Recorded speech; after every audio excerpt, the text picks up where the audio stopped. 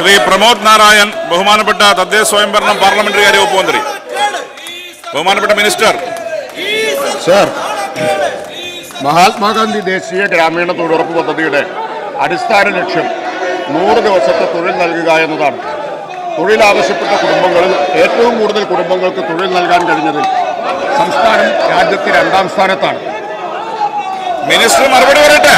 ജോലി ലഭിച്ച ആകെ കുടുംബങ്ങളിൽ 100 ദിവസം പൂർത്തിയാക്കിയവരുടെ ശതമാനം നോക്കിയാൽ ഇന്ത്യയിൽ 1ാം സ്ഥാനത്താണ്. 25-26 കേരളം. ജോലി ലഭിച്ച പട്ടികവർഗ കുടുംബങ്ങളിൽ 100 ദിവസം പൂർത്തിയാക്കിയവരുടെ ശതമാനത്തിൽ ഇന്ത്യയിൽ 1ാം സ്ഥാനത്താണ് കേരളം. ജോലി ലഭിച്ച പട്ടികജാതി കുടുംബങ്ങളിൽ 100 ദിവസം പൂർത്തിയാക്കിയവരുടെ എണ്ണത്തിലും ഇന്ത്യയിൽ 1ാം സ്ഥാനത്താണ് കേരളം. ശരാശരി പട്ടികജാതി തൊഴിൽ ദിനങ്ങൾ 2ാം സ്ഥാനത്താണ് ഇന്ത്യയിൽ. ശരാശരി പട്ടികവർഗ തൊഴിൽ ദിനങ്ങളിലും 2ാം സ്ഥാനത്താണ് ഇന്ത്യയിൽ. 100 ദിവസം ജോലി നൽകിയ കുടുംബങ്ങളുടെ എണ്ണം 5ാം സ്ഥാനത്താണ് ഇന്ത്യയിൽ. സർ, വിശദമായ മറുപടി മേശപ്പുറത്ത് വയ്ക്കാം. ശ്രീ പ്രമോദ് നാരായൺ. മഹാത്മാഗാന്ധി തൊഴിലുറപ്പ് പദ്ധതിയെക്കുറിച്ച് ചോദ്യവും ചർച്ചയും സഭയിൽ നടത്താൻ പോലും അനുവദിക്കാത്ത പ്രതിപക്ഷം ആ പദ്ധതിയെ തന്നെ അട്ടിമറിക്കുന്ന കേന്ദ്ര സർക്കാരിനെയാണ് സാർ ആത്യന്തികമായി സഹായിക്കുന്നത്. പദ്ധതിയുടെ പേരിൽ നിന്ന് ഗാന്ധിജിയെ പടിയിറക്കിയും കാർഷിക മേഖലയ്ക്കുള്ള തൊഴിൽ ദിനങ്ങൾ മാറ്റിയും സംസ്ഥാനങ്ങളുടെ മേലുള്ള സാമ്പത്തിക ബാധ്യത കൂടുതലായി അടിച്ചേൽപ്പിച്ചും ഇന്ന് കേന്ദ്ര സർക്കാർ ഈ പദ്ധതിയെ അട്ടിമറിക്കാൻ ശ്രമിക്കുമ്പോൾ, പുതിയ കരിനിയമം നടപ്പിലാക്കാൻ ശ്രമിക്കുമ്പോൾ ആ പദ്ധതിയെ സംരക്ഷിക്കാൻ നമ്മുടെ സർക്കാർ, കേരളത്തിലെ ഗവൺമെന്റ് സ്വീകരിക്കുന്ന നടപടികൾ വിശദീകരിക്കാമോ എന്നതാണ് ചോദ്യം. Yes minister. സാർ, ചോദ്യകർത്താവ് ഉന്നയിച്ചത് വളരെ പ്രധാനപ്പെട്ട കാര്യമാണ്. പാർലമെന്റിൽ തൊഴിലുറപ്പ് നിയമത്തെ അട്ടിമറിച്ച് BBG റാംജി ബില്ല് പാസാക്കിയ ദിവസം അത് കഴിഞ്ഞ് നേരെ പ്രധാനമന്ത്രി മോദിയുടെ കൂടെ ചായ കുടിക്കാൻ പോയ പ്രിയങ്ക ഗാന്ധിയുടെ അനുയായികളാണ് മഹാത്മാഗാന്ധിയുടെ പേര് വെട്ടുകയും തൊഴിലുറപ്പിന്റെ കഥ കഴിക്കുകയും ചെയ്തിട്ട് ഒന്നിച്ച് ചായ കുടിച്ച് ആഘോഷിച്ചവരാണ് മോദിയും പ്രിയങ്ക ഗാന്ധിയും. രാഹുൽ ഗാന്ധിയാണെങ്കിൽ ജർമ്മനിയിൽ ഉല്ലാസയാത്രയിലായിരുന്നു. സർ, ജർമ്മനിയിലെ ഏറ്റവും പുതിയ ബൈക്ക് ഓടിച്ച് കളിക്കുന്ന തിരക്കിലായിരുന്നു രാഹുൽ ഗാന്ധി. സാർ, അതുകൊണ്ട് ചോദ്യകർത്താവ് ഉന്നയിച്ചത് പ്രധാനപ്പെട്ട കാര്യമാണ്. കേന്ദ്ര ഗവൺമെന്റ് തൊഴിലുറപ്പിനെ അട്ടിമറിക്കുമ്പോൾ സംസ്ഥാനം ആ തൊഴിലുറപ്പ് പദ്ധതിയെ മുന്നോട്ട് നയിക്കാൻ ഫലപ്രദമായ നടപടികൾ സ്വീകരിക്കാൻ ആരംഭിച്ചിട്ടുണ്ട്. ബഹുമാന്യനായ ധനകാര്യമന്ത്രി ഈ വർഷത്തെ ബജറ്റിൽ 1000 കോടി രൂപ അധികമായി തൊഴിലുറപ്പ് പദ്ധതിക്കായി വകയിരുത്തിയിട്ടുള്ളത് അതിന്റെ ഭാഗമാണ്. സാർ, 60-40 എന്ന നിലയിൽ കേന്ദ്ര ഗവൺമെന്റ് ഇതിന്റെ ചെലവിന്റെ ഘടന മാറ്റിയിരിക്കുകയാണ്. 100% കേന്ദ്രാവിഷ്കൃത പദ്ധതിയായിരുന്നത് ഇനി മുതൽ 60% കേന്ദ്രത്തിന്റെ വിഹിതം കുറയ്ക്കും എന്ന് മാത്രമല്ല, കേന്ദ്രം അനുവദിക്കുന്ന ബജറ്റ് നോർമറ്റീവ് അലോക്കേഷനാണ്. നേരത്തെ ഡിമാൻഡ് ഡ്രിവൺ ആയിരുന്നു ഈ പദ്ധതി. ആവശ്യപ്പെടുന്ന എല്ലാവർക്കും ജോലി കൊടുക്കുക എന്നതാണ്. എന്നാൽ ഇപ്പോൾ കേന്ദ്രം അനുവദിക്കുന്നവരുടെ 60% മാത്രമേ കേന്ദ്ര ഗവൺമെന്റ് നൽകുകയുള്ളൂ. അതിൽ കൂടുതൽ തൊഴിൽ സൃഷ്ടിക്കുമ്പോൾ 100% സംസ്ഥാനത്തിന്റെ ബാധ്യതയായി മാറുകയാണ്. Sir, second question. സർ, തൊഴിലിടങ്ങളിൽ തൊഴിൽ സമയത്ത് അപകടത്തിൽപ്പെടുകയോ ജീവൻ നഷ്ടപ്പെടുകയോ ചെയ്യുന്ന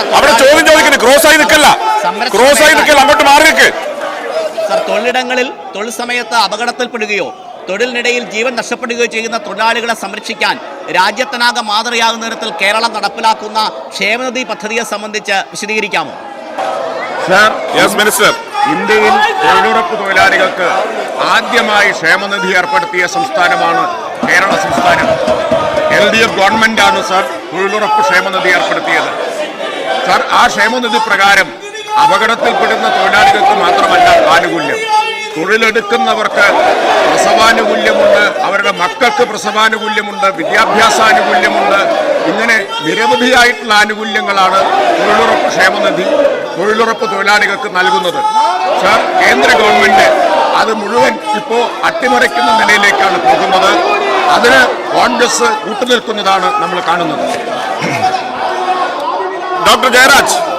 സർ, കേന്ദ്ര ഗവൺമെന്റ് മഹാത്മാഗാന്ധി പദ്ധതിയെ ചരിത്രത്തിൽ നിന്ന് ഇല്ലാതാക്കാൻ ശ്രമിക്കുമ്പോൾ ആദ്യം പോലും ഈ നിയമസഭയിൽ അവതരിപ്പിക്കാൻ ഇവിടുത്തെ പ്രതിപക്ഷം തയ്യാറായത്. സർ, എന്റെ ചോദ്യം, കേന്ദ്ര ഗവൺമെന്റ് കൊണ്ടുവന്ന പുതിയ നിയമം അത് നിലവിൽ ഡിമാൻഡ് ഡ്രിവൺ ഫ്രെയിംവർക്കിൽ നിന്ന് സപ്ലൈ ഡ്രിവൺ ഫ്രെയിംവർക്കിലേക്ക് മാറ്റുമ്പോൾ സംസ്ഥാനത്തുണ്ടാകുന്ന അധിക ബാധ്യതയെ സംബന്ധിച്ച് കൃത്യമായിട്ടുള്ള പഠനം നടത്തിയിട്ടുണ്ട്. എന്തായിരിക്കും സംസ്ഥാന കാര്യത്തിൽ ഏറ്റെടുക്കാൻ പോകുന്ന നടപടി? Yes minister. അധിക ബാധ്യത ഇപ്പോൾ കൃത്യമായിട്ട് പ്രവചിക്കാനാവില്ല. ഞാൻ നേരത്തെ പറഞ്ഞതുപോലെ കേന്ദ്രം എത്ര തൊഴിലാണ് അനുവദിക്കുന്നത് എന്ന് നമ്മൾ ആദ്യം കണക്കിലെടുക്കേണ്ടതുണ്ട്. കേന്ദ്രം അനുവദിക്കുന്ന തൊഴിലിന്റെ 60% കേന്ദ്ര ഗവൺമെന്റ് തരും. അതിന്റെ 40% സംസ്ഥാനം വഹിക്കേണ്ടി വരും. പിന്നെ പുതുതായി തൊഴിൽ സൃഷ്ടിക്കുകയാണെങ്കിൽ അതിന് 100% വഹിക്കേണ്ടി വരും. അപ്പോൾ എത്രയായിരിക്കും അധിക ബാധ്യത എന്ന് ഈ ഘട്ടത്തിൽ പറയാനാവില്ല. പല കണക്കുകൾ വന്നിട്ടുണ്ട്. 3000-3500 കോടി വരെ അധിക ബാധ്യത വരുമെന്ന കണക്കുകളെല്ലാം വന്നിട്ടുണ്ട്. സാർ, ഇതിൽ ഏറ്റവും പ്രധാനപ്പെട്ട ഒരു കാര്യം നിലവിൽ കേന്ദ്ര ഗവൺമെന്റ് 1210 കോടി രൂപ കൂലി ഇനത്തിൽ കുടിശ്ശികയാണ് സാർ. കേരളത്തിലെ 22 ലക്ഷം തൊഴിലുറപ്പ് തൊഴിലാളികൾക്ക് നൽകേണ്ട കൂലി 1210 കോടി കുടിശ്ശികയാണ്. ഇവിടുന്ന് തെരഞ്ഞെടുക്കപ്പെട്ടു പോയ 10-18 MP-മാരുണ്ട് സാർ. ഇന്ന് വരെ വാ തുറന്ന് ഈ കാര്യം പാർലമെന്റിൽ ചോദിക്കാൻ അവരാരും തയ്യാറായിട്ടില്ല. ജനങ്ങളുടെ തൊഴിലുറപ്പ് തൊഴിലാളികളുടെ വോട്ടും വാങ്ങി ജയിച്ചു പോയിട്ട് ഇവരൊന്നും വാ തുറന്ന് ചോദിച്ചിട്ടില്ല എന്ന് മാത്രമല്ല, ഇവരുടെ നേതാവ് പ്രിയങ്ക ചായയും കുടിച്ച് മോദിയോടൊപ്പം ആഘോഷിക്കുന്നത്, തൊഴിലുറപ്പിനെ തകർത്തത് ആഘോഷിക്കുന്നതും നമ്മൾ കണ്ടതാണ്. ഇതാണ് ഇവരുടെ മനോഭാവം, ഇവരുടെ സമീപനം ഇതാണ് sir. Shri job Michael. Sir, പാവപ്പെട്ട തൊഴിലുറപ്പ് തൊഴിലാളികളുടെ വിഷയം ഈ സഭയിൽ അവതരിപ്പിക്കുമ്പോൾ പോലും യാതൊരു കൂറുമില്ലാതെ ഇവിടെ സമരം നടത്തുന്ന പ്രതിപക്ഷ നടപടി വളരെ മോശമാണ് സാർ. എനിക്കിവിടെ ചോദിക്കാനുള്ളൊരു ചോദ്യം, 60%-ലധികം സ്ത്രീ തൊഴിലാളികൾ തൊഴിലെടുക്കുന്ന തൊഴിലുറപ്പ് പദ്ധതിയെ കേന്ദ്ര സർക്കാർ പരിമിതപ്പെടുത്തുന്നതിന് ഇല്ലാതാക്കുന്നതിന് ശ്രമിക്കുമ്പോൾ ഈ സാഹചര്യത്തിൽ സ്ത്രീകളുടെ വരുമാനത്തിൽ ഉണ്ടാകുന്ന കുറവ് വിശകലന വിധേയമാക്കിയിട്ടുണ്ടോ? അതിനുള്ള പരിഹാരം സംസ്ഥാന സർക്കാർ നടപ്പാക്കുമോ എന്നുള്ളതാണ് സാർ എൻ്റെ ചോദ്യം. ചോദ്യം വ്യക്തമായില്ല. 60%-ലധികം സ്ത്രീ തൊഴിലാളികൾ തൊഴിലെടുക്കുന്ന തൊഴിലുറപ്പ് പദ്ധതിയെ കേന്ദ്ര സർക്കാർ പരിമിതപ്പെടുത്തുന്നതിനും ഇല്ലാതാക്കുന്നതിനും ശ്രമിക്കുന്ന സാഹചര്യത്തിൽ സ്ത്രീകളുടെ വരുമാനത്തിൽ ഉണ്ടാകുന്ന കുറവ് വിശകലന വിധേയമാക്കിയിട്ടുണ്ടോ? അതിനുള്ള പരിഹാരം സംസ്ഥാന സർക്കാർ നടപ്പാക്കുമോ? സർ, ഞാൻ നേരത്തെ പറഞ്ഞു കഴിഞ്ഞു, ധനകാര്യമന്ത്രി ഈ വർഷത്തെ ബജറ്റിൽ 1000 കോടി രൂപ അധികമായി അനുവദിച്ചിട്ടുണ്ട്. അത് ഇവിടെ പറഞ്ഞു കഴിഞ്ഞിട്ടുണ്ട്. സ്ത്രീ വിരുദ്ധമായ നടപടി കൂടിയാണ് കേന്ദ്ര ഗവൺമെന്റിൻ്റെത്. കാരണം തൊഴിലുറപ്പ് തൊഴിലാളികൾ മഹാഭൂരിപക്ഷവും സ്ത്രീകളാണ്. സ്ത്രീകളെ സംബന്ധിച്ച് അതൊരു വരുമാനമാണ്. ദാരിദ്ര്യ ലഘൂകരണത്തിനുള്ള നടപടിയാണ്.